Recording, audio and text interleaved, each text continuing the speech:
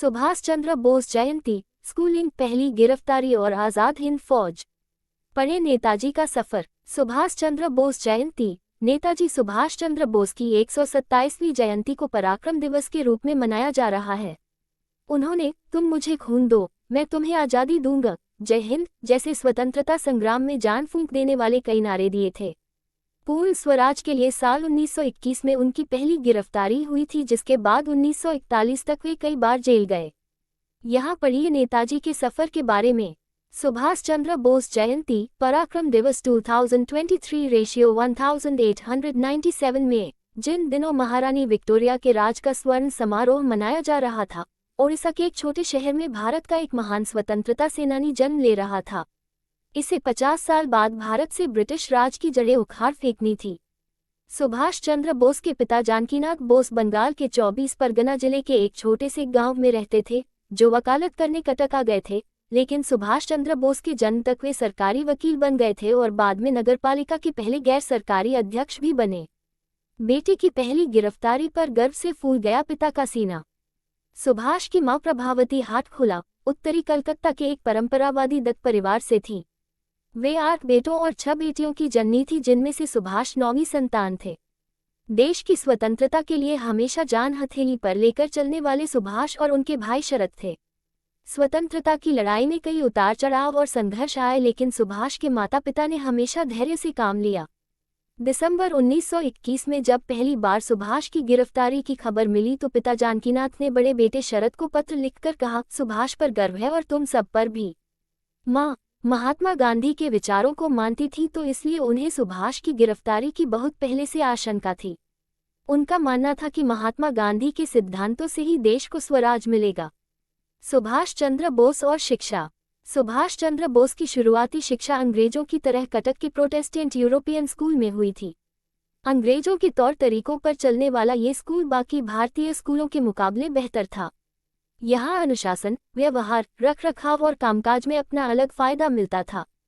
पढ़ाई में अव्वल, लेकिन खेलकूद में पीछे रह जाते थे। यहाँ उन्होंने साल 1909 तक पढ़ाई की और इसके बाद रेवेनशा कॉलेजिएट स्कूल में दाखिला लिया, जहाँ भारतीयता परिवेश के बीच अपने सोच विचार और नया आत्मविश्वास हासिल किया। मैट्रिक परीक्षा में दूसरा स्थान प्राप्त किया। आगे की पढ़ाई कलकत्ता विश्वविद्यालय के प्रतिष्ठित प्रेसिडेंसी कॉलेज से हुई। साल 1913 में कटक छोड़ते हुए सुभाष को उतनी समझ नहीं थी, लेकिन कलकत्ता में उन्होंने समाज सेवा, राष्ट्रीय पुनर्निर्माण की समझ हासिल की। संबंधित खबरें। 41% मैथ्स टीचर ने नहीं पढ़ा। गणित, संगीत और कला के शिक्षकों की भी भारी कमी। यूजीसी नेट का रिजल्ट जारी, इस लिंक से डाउनलोड करें स्कोर कार्ड।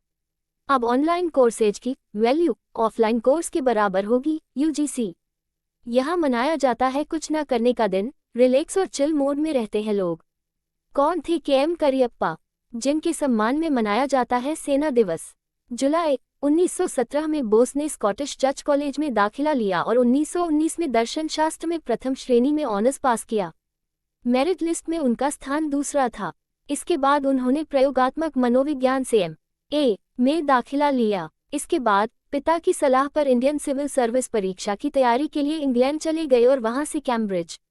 1920 में इंडियन सिविल सर्विस परीक्षा की मेरिट लिस्ट में उनका चौथा स्थान था, लेकिन उसी साल अगस्त में उन्होंने आईसीएस छोड़ दिया। आज़ाद हिंद फौज। एक कट्टरपंथी राष्ट्रवादी समाजवादी झुकाव के साथ बोस ने गांधीजी के अहिंसा के आदर्श को नहीं माना। हालांकि उन्होंने उन्हें राष्ट्रपिता के रूप में सम्मान दिया।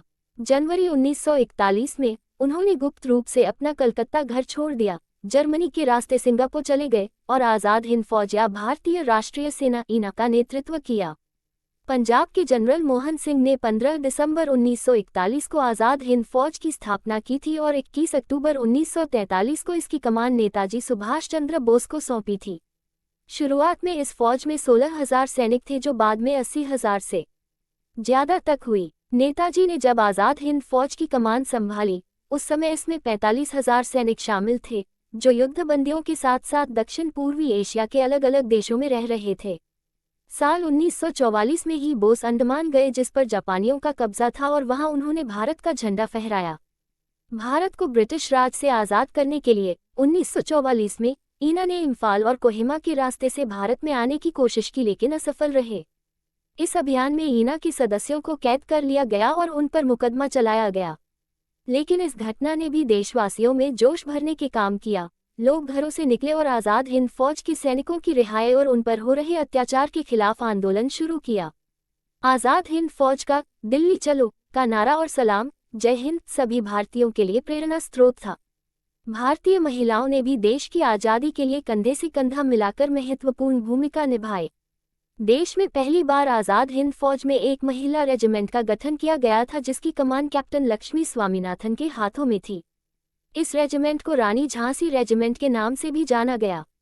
बता दें कि नेताजी सुभाष चंद्र बोस की 18 अगस्त 1944 को एक विमान दुर्घटना में जलने के बाद ताइवान में एक हॉस्पिटल में मृत्यु।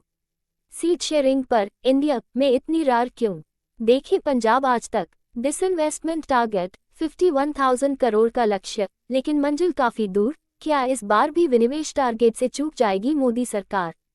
सरकार ने दी वार्निंग, ऑनलाइन खेलते हैं गेम तो ना करें ये गलती। इंडिया सैंग टेस्ट 1 डे 1 लाइव्स को अपडेट। इंग्लैंड ने जीता टॉस, भारत की पहले गेंदबाजी। देखिए दोनों टीमों की प्लेइंग 11।